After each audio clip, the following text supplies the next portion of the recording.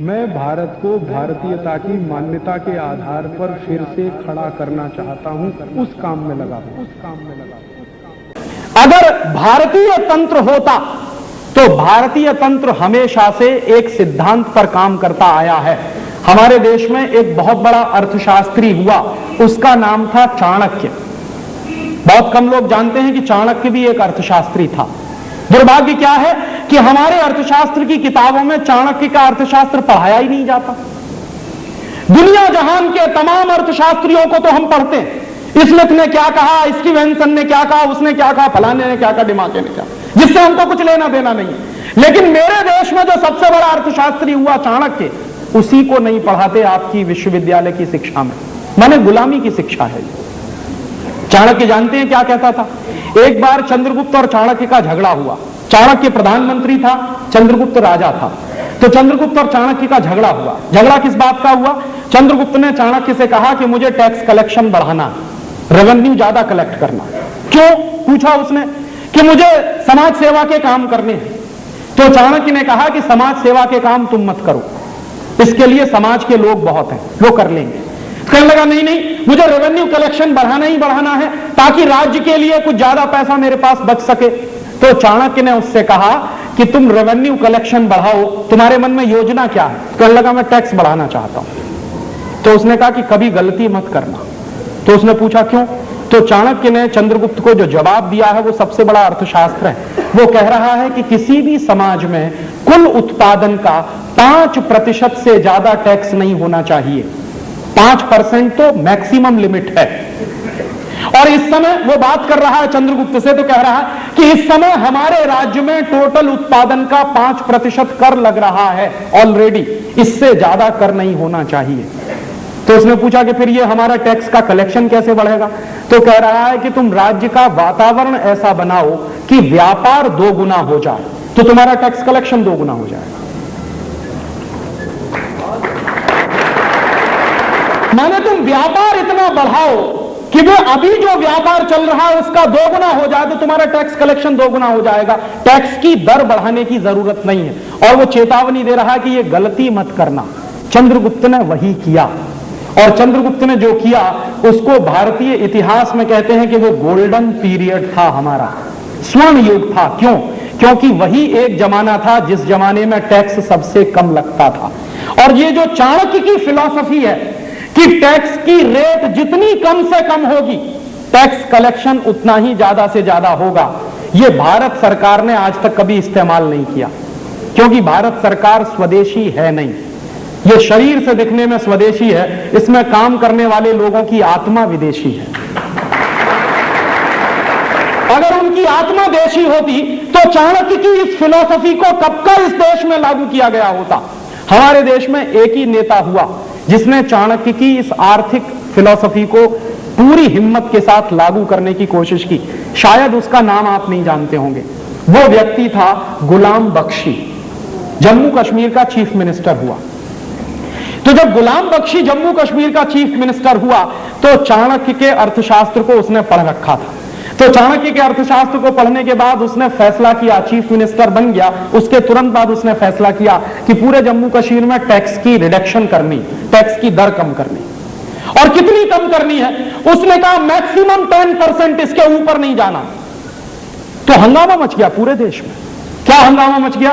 बड़े बड़े अर्थशास्त्रियों ने यह चिल्लाना शुरू कर दिया कि ये जम्मू कश्मीर को डुबो देगा, टैक्स कलेक्शन नहीं आएगा, और टैक्स कलेक्शन नहीं आएगा तो सरकार नहीं चलेगी, राज्य नहीं चलेगा, राज्य के कामकाज नहीं चलेंगे, वगैरह वगैरह। पूरे देश में बहस चलने लगी। गुलाम बख्शी ने कहा कि मैं मुख्यमंत्री हो गया हूं, मैं ये करूंगा, और अगर चाणक्य ये कहता था तो एक बार करके तो देखूं, हो सकता है परिणाम निकल आए उसमें से।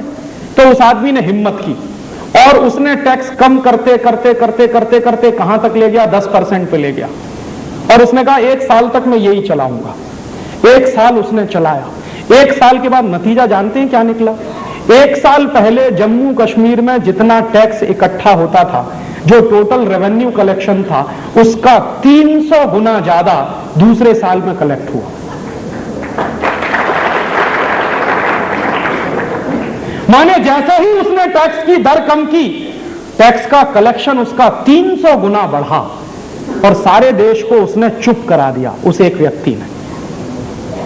और ये बात हिंदुस्तान में लागू होनी चाहिए थी। अंग्रेज चले गए, अंग्रेजों की टैक्सेशन की व्यवस्था खत्म होने के बाद अगर हिंदुस्तानी टैक्सेशन की व्यवस्था कोई आनी चाहिए थी तो वो ऐसी ही व्यवस्था होनी चाहिए थी जिसमें कम से कम टैक्स लगे लोगों के ऊपर और लोगों को छोड़ा जाए, मुक्त किया जाए। लेकिन दुर्भाग्य से हुआ उल्टा, अंग्रेजों ने जितने टैक्स लगाए उतने ही टैक्स आज आपके ऊपर लगे हुए हैं, डायरेक्ट और इनडायरेक्ट दोनों तरीके से। कभी कभी एक बार मैं कैलकुलेशन करता हूं, अगर साधारण रूप से आप सारे कानूनों का पालन करें, हर कानून का पालन करने योग्य था। क्यों? क्योंकि वही एक जमाना था जिस जमाने में टैक्स सबसे कम लगता था। और ये जो चाणक्य की फिलॉसफी है कि टैक्स की रेट जितनी कम से कम होगी, टैक्स कलेक्शन उतना ही ज्यादा से ज्यादा होगा, ये भारत सरकार ने आज तक कभी इस्तेमाल नहीं किया। क्योंकि भारत सरकार स्वदेशी है नहीं, ये शरीर से दिखने में स्वदेशी है, इसमें काम करने वाले लोगों की आत्मा विदेशी है। अगर उनकी आत्मा देशी होती तो चाणक्य की इस फिलॉसफी को कब का इस देश में लागू किया गया होता। हमारे देश में एक ही नेता हुआ जिसने चाणक्य की इस आर्थिक फिलॉसफी को पूरी हिम्मत के साथ लागू करने की कोशिश की। शायद उसका नाम आप नहीं जानते होंगे। वो व्यक्ति था गुलाम बख्शी, जम्मू कश्मीर का चीफ मिनिस्टर हुआ। तो जब गुलाम बख्शी जम्मू कश्मीर का चीफ मिनिस्टर हुआ तो चाणक्य के अर्थशास्त्र को उसने पढ़ रखा था। तो चाणक्य के अर्थशास्त्र को पढ़ने के बाद उसने फैसला किया, चीफ मिनिस्टर बन गया, उसके तुरंत बाद उसने फैसला किया कि पूरे जम्मू कश्मीर में टैक्स की रिडक्शन करनी, टैक्स की दर कम करनी। और कितनी कम करनी है? उसने कहा मैक्सिमम 10%, इसके ऊपर नहीं जाना। तो हंगामा मच गया पूरे देश में। क्या हंगामा मच गया?